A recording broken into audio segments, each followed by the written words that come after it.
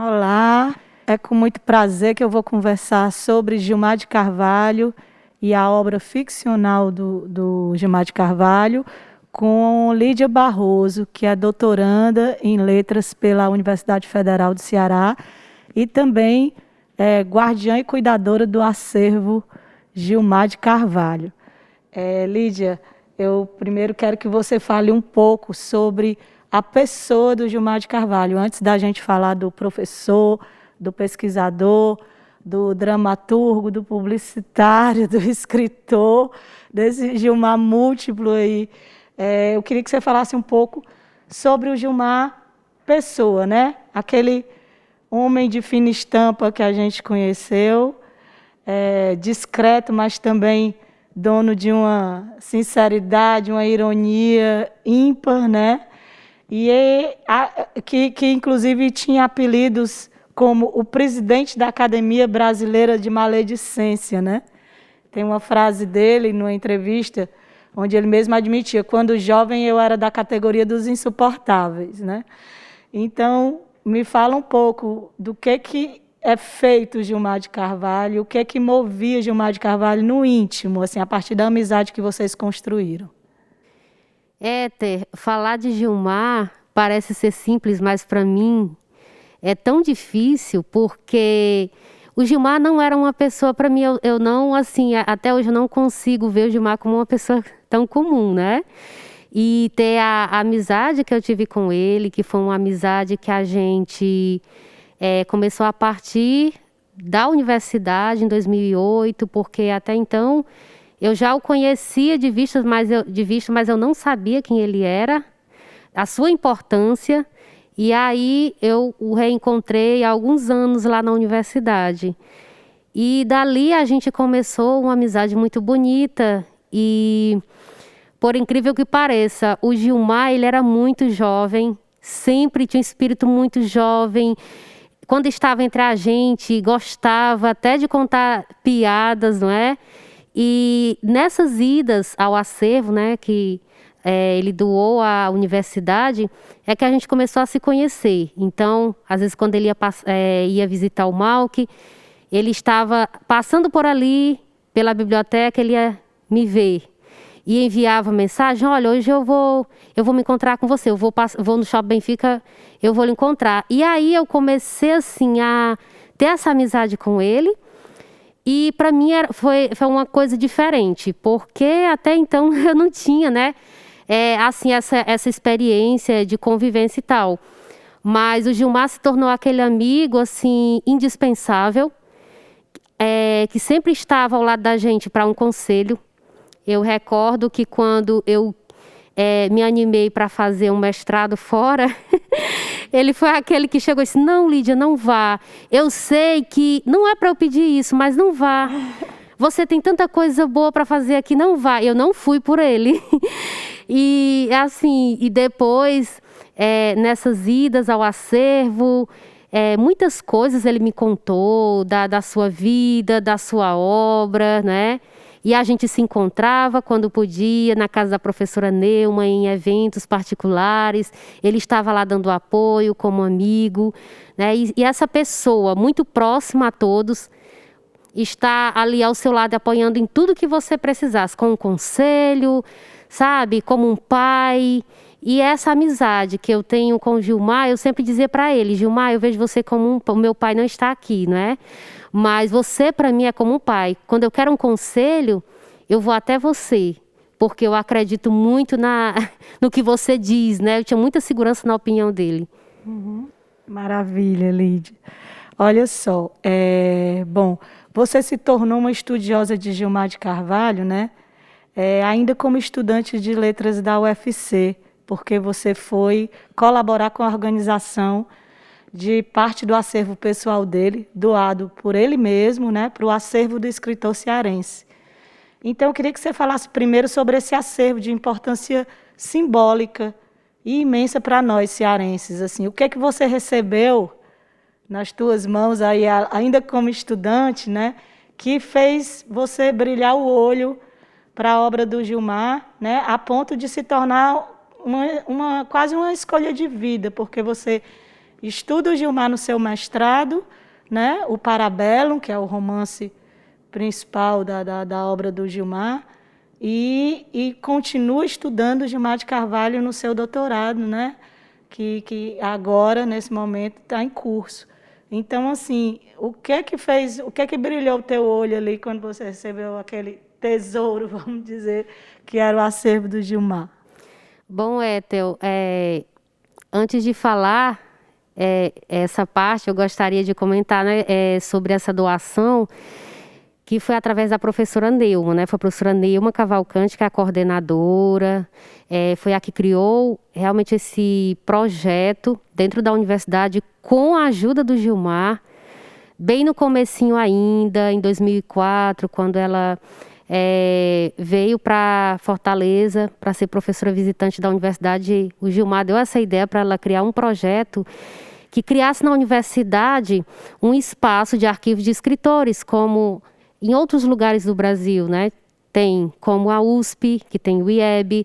Então, foi essa ideia. Então, foi em 2009 que a professora Neuma Cavalcante, professora de literatura brasileira da UFC, era minha professora, ainda no segundo semestre de letras, né? Sim. E então, ela convidou alguns alunos para participarem dessa equipe de organização, desse arquivo, né? Sim. Que era o arquivo do Gilmar, que estava chegando da universidade naquela época. Então eu fui mais naquela emoção de saber o que era, porque eu nunca tinha entrado num arquivo, não sabia o que era, muito imatura. E quando eu cheguei lá, eu vi muitas caixas, muitas coisas, e a professora começou a falar da experiência, fez cursos com a gente.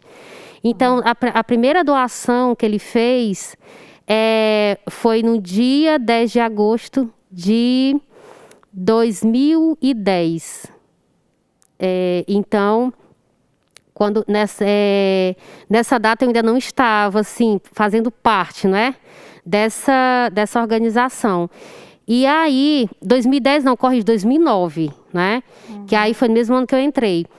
Então, quando a gente começou a mexer em tudo aquilo, eu disse, eu lembrei quem é Gilmar, vi a foto.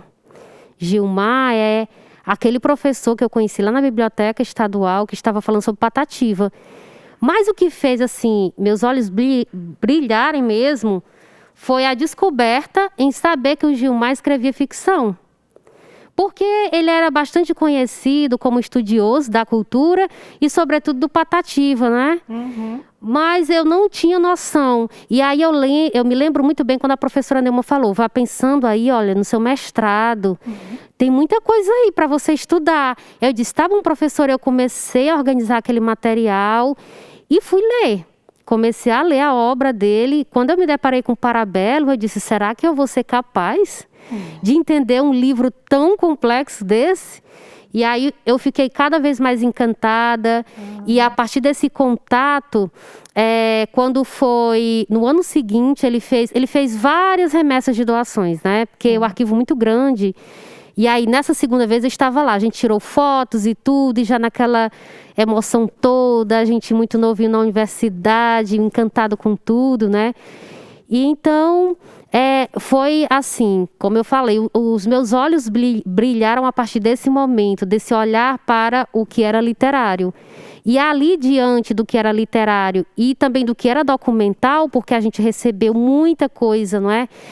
E aí a professora Neuma disse, olha, você aqui tem todos os caminhos para você entender a obra dele. Então foi esse momento aí foi assim, foi o pontapé inicial para mim, não é? Então a ficção do Gilmar de Carvalho, que até então, para você e talvez para a maioria das pessoas, dos leitores, não era tão conhecida quanto a obra do Gilmar, pesquisador, professor da UFC, né? E aí, foco em Parabellum agora, porque é o livro, né, o livro que você mergulhou nesse livro, em particular no mestrado, e continua estudando agora no doutorado. Então, vamos lá. A origem desse nome, pelo que eu li, remete a um escritor romano do século IV depois de Cristo, que cunhou a frase, se queres a paz, prepara-te para a guerra. E Parabellum, que dá o nome ao romance de Gilmar, nada mais é do que um tipo de pistola que ficou conhecida no Nordeste por ter sido usada por Lampião e seu bando na época do cangaço. Então eu te pergunto, para onde Gilmar atira nesse romance, né? Que tipo de guerra e paz ele propõe nas entrelinhas de Parabellum? Pois é, a arma aí já tem o nome, né? Que é a Parabellum. Mas aí é simbólico, a gente sabe que nós estamos no campo literário. E então, a arma é a palavra, né? Ele tem ali, ele tem a arma que vai atirar a palavra. E aí a gente vê isso simbolicamente no contexto, né, dos anos 70, porque o Parabellum foi publicado, né, sua primeira edição em 1977, mas foi um longo processo, né? A vida de escritor do Gilmar começou no finalzinho dos anos 60, 68, 69, quando ele começa a escrever e publicar através da sua professora Adísia Sá, né, na Gazeta. Então, e ali, aquele primeiro livro, que é de 73, que é o Plural é Tanto, ele tem mais textos mais soltos, não é? E você não consegue assim ler e, na verdade, ter uma sequência. Não quero dizer que o Parabellum também tenha isso. Mas, então, o Parabellum, a gente situa ele dentro desse período, né, de um jovem que já vinha vivenciando ali todo aquele contexto já dos anos 60, como estudante de comunicação e direito, porque ele fez as duas faculdades, né? E então, toda aquela situação histórica que nós sabemos, um período de ditadura, é aí que o Parabellum é gerado, né? E lançado como arma, né? E aí, esse é que é o contexto que a gente tem, né? Um contexto político, mas também social. Quem lê o romance vai identificar problemas sociais, uma crítica social muito forte, mas não é só isso. A gente também tem ali um narrador que é criado por um autor, mas que ao mesmo tempo faz uma crítica também ao que está sendo produzido em literatura no Brasil naquele momento. Então, a gente tem aí várias faces, não é? Então, assim, por isso que quando a primeira vez que me aproximei desse livro, e eu li, eu fiquei perdida. Porque eu não tinha tanta leitura, né? Não quero dizer também que para ler o Parabellum precisa ter tantas leituras, mas para mim, eu não estava naquele momento apta a entendê-lo. Então, precisei estudar mais, né? Porque eu tinha em mente em pesquisar essa obra, então eu precisei me concentrar em toda aquela parte histórica, social, né? Fui ler as entrevistas, o arquivo dele foi uma coisa maravilhosa, porque ali eu consegui acompanhar todo esse processo, os primeiros fragmentos de Parabellum sendo divulgados através da imprensa, ele falando da própria obra, porque ele começa, né, também a falar de como foi todo esse processo de criação, e aí também é no momento em que as pessoas estavam curiosas para saber, poxa, o Gilmar escreveu esse livro, né, o que é? E aí às vezes ele dava entrevista e era muito engraçado, ele dizendo, estão esperando um romance sobre a seca. Então, ele ao mesmo tempo vai criticando nessas entrevistas essa questão dessa expectativa de se falar, é um romance sobre a seca, é sobre o Nordeste. Então, ele falava assim, essas questões de clichê, né? Esperar um romance que fale sobre a seca, como Raquel, ou como Graciliano. E aí ele vai quebrando essa expectativa, né? Tanto da crítica como também do leitor. Sim, sim. E aí vamos falar um pouco sobre o herói, né? Ou o anti-herói do romance, que é o protagonista, né? Há quem veja nele, pelo que eu li, uma fusão de Jesus Cristo, Lampião, Virgulino Ferreira e Che Guevara. E há quem fale em um anti-herói do tipo que não salva nem a si mesmo. Como o Gilmar de Carvalho problematiza o Ceará, aquele momento histórico que você começou a falar, através desse personagem, né? Além disso, como que ele problematiza a nossa própria necessidade de criar e depender de heróis? Theo, essa questão do herói, em várias leituras que eu fiz o Parabellum, é sempre uma coisa que se renova para mim, não é? Então, falar assim desse herói, quando a gente se aproxima desse livro e a gente vai tomando consciência de que não tem um herói, tanto é que o nome é assim, não tem um nome, né? Poderia ser, como ele diz, poderia ser José, poderia ter sido Pedro, mas é herói. É um nome que... O nome do personagem é herói. Herói, só herói, né? E aí a gente já tem que pensar na questão da identificação desse herói com quem e com quem, né? Então esse é o primeiro questionamento que a gente faz. E quando você fala que alguns dizem que ele tem aproximação com Jesus Cristo, ele tem. Ele tem aproximação com Jesus Cristo, ele tem aproximação com Tchê, ele tem aproximação com Antônio Conselheiro, ele tem aproximação com Dom Sebastião, ele tem aproximação com o Lampião, ele tem aproximação com personagens históricos, como o jornalista Herzog, que foi assassinado pela ditadura, né? Porque eu digo assassinado porque quando a gente vai fazer uma pesquisa mais profunda, a gente vê que ele não foi enforcado. O Edson Luiz também, que foi aquele jovem, né? No finalzinho dos anos 60, que foi morto, né? Por um tiro próximo ao restaurante, né? Calabouço. Um menino muito novo que tinha saído do norte do Brasil para tentar estudar no Rio de Janeiro e tem a sua vida interrompida, né, por todo esse conflito.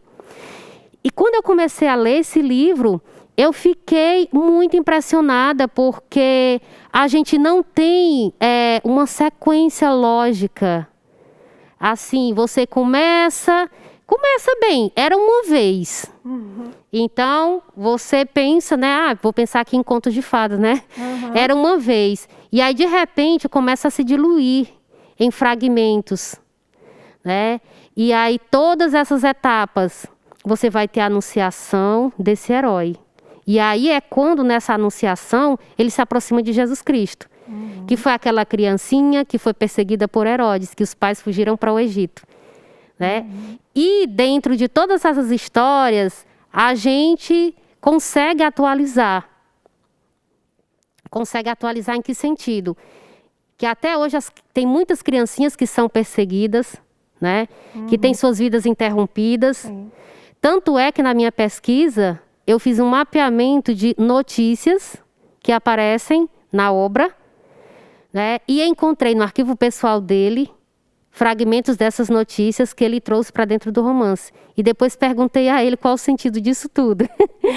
Né? Então, o herói pode ser qualquer um. Foi todos esses que já passaram, né? Mas em que sentido ele é anti-herói? Porque ele não é aquele herói que tem um feriado, né? Que a história do Brasil não reservou um feriado para ele. Então, nesse sentido, ele é anti-herói. E também é um próprio questionamento do conceito do que é herói. E aí é onde ele se aproxima de Macunaíma também, que ele fala, não é? E aí a gente vai observar essa influência muito grande da escrita também do Macunaíma nessa obra. Então, Éter, herói, somos todos nós que estamos aqui. Sobrevivendo a essa guerra, inclusive. Sobrevivendo a essa guerra do cotidiano. Fala-se também, Lídia, na questão da linguagem, né? Da própria prosa experimental que o Gilmar exercita, né? Nesse romance. A semiótica da linguagem. Onde você acha que pode encaixar esse estilo Gilmar de Carvalho nesse romance em particular? Ou não dá para encaixar em lugar algum? Da minha pesquisa, eu não me concentrei na parte semiótica, mas isso eu posso responder da forma, né, como eu vi o romance. E aí eu falava de labirinto. Você se depara com a metalinguagem. E na leitura, a gente também começa a observar que o autor diz... Olha, o autor caiu também na metalinguagem. Todo mundo cai na metalinguagem, né?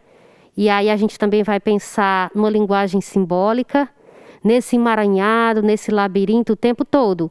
Então, todo mundo é absorvido por essa metalinguagem. Seja o personagem, é o narrador, é o autor e o leitor, né? Porque aí a importância muito grande do leitor.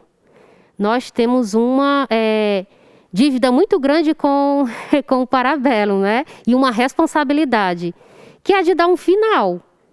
Cada um tem a sua leitura e escolhe o final que quer para o Parabellum, né? Para o herói de Parabellum. Sim. Então, nesse sentido, né?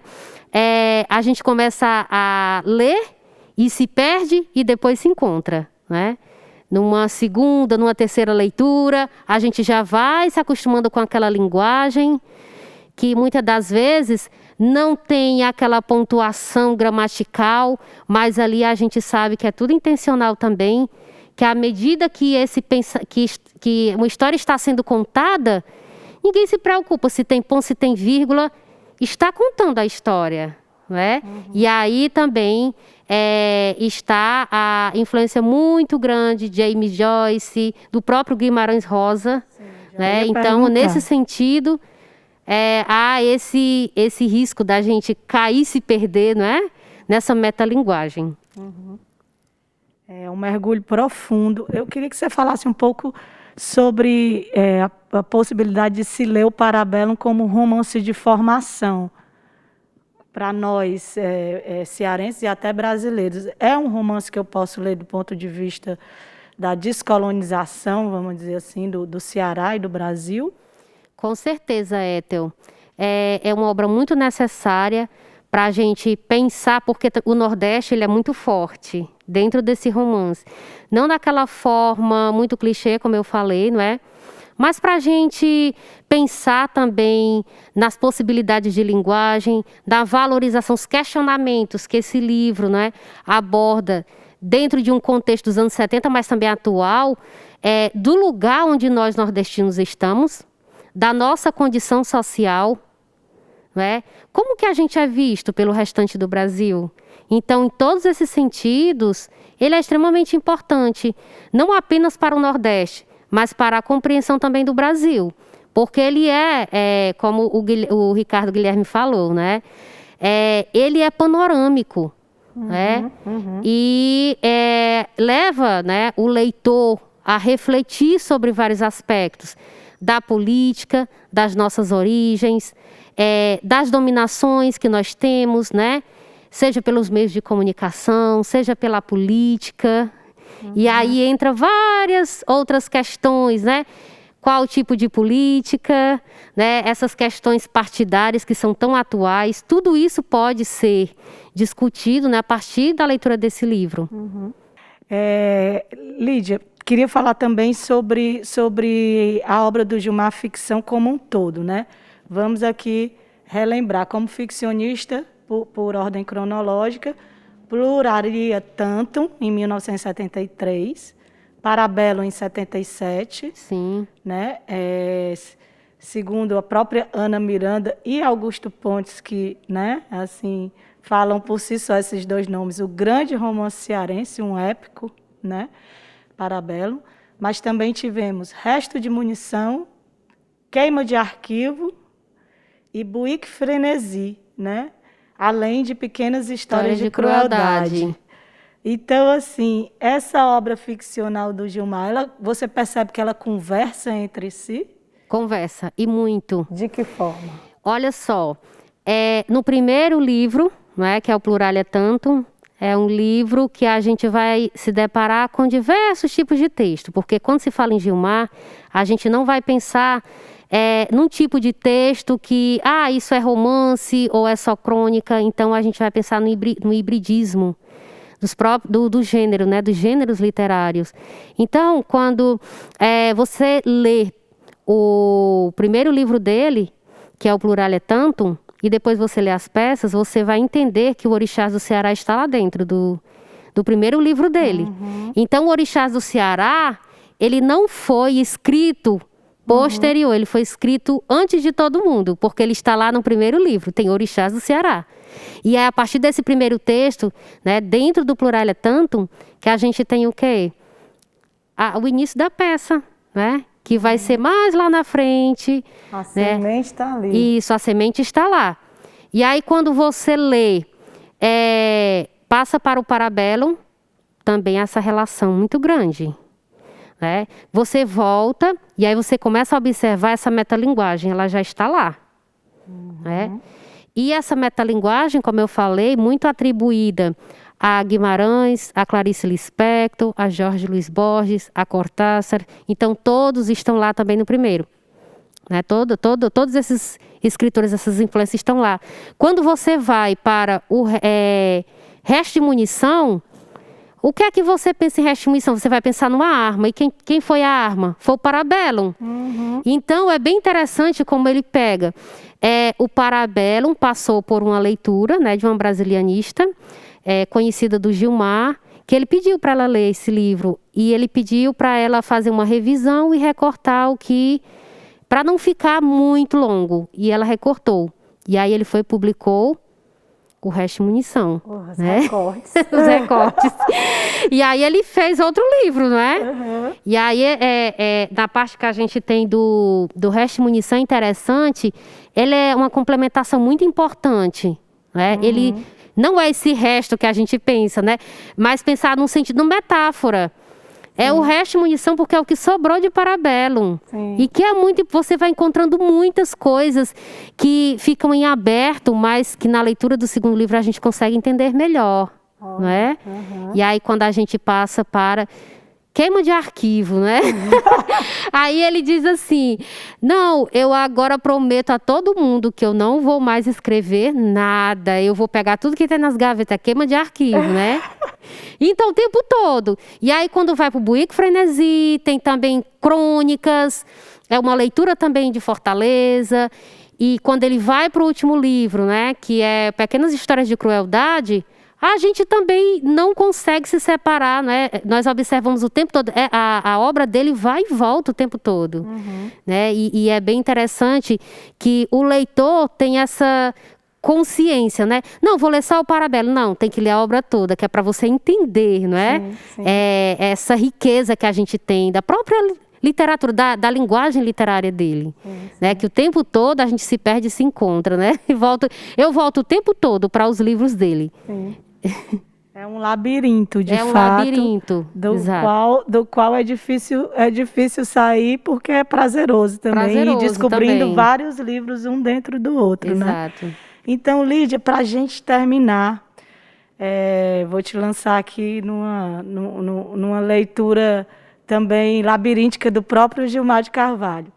Negro, gay, autor de uma literatura incômoda, criador de personagens controversos e desobedientes. Em 2019, já com 70 anos, Gilmar recusou o título de doutor honoris causa pela UFC, porque considerava o reitor um interventor. Isso. Já que sua candidatura, imposta pelo governo federal, não havia respeitado o resultado dos votos da comunidade acadêmica. Né? Que legado ético, para além do estético, o professor e pesquisador considerado referência intelectual para toda uma geração de alunos e estudantes universitários nos deixa? Olha, Éter, é uma pergunta tão difícil, né? Porque aí o ético, né? A gente está precisando demais disso.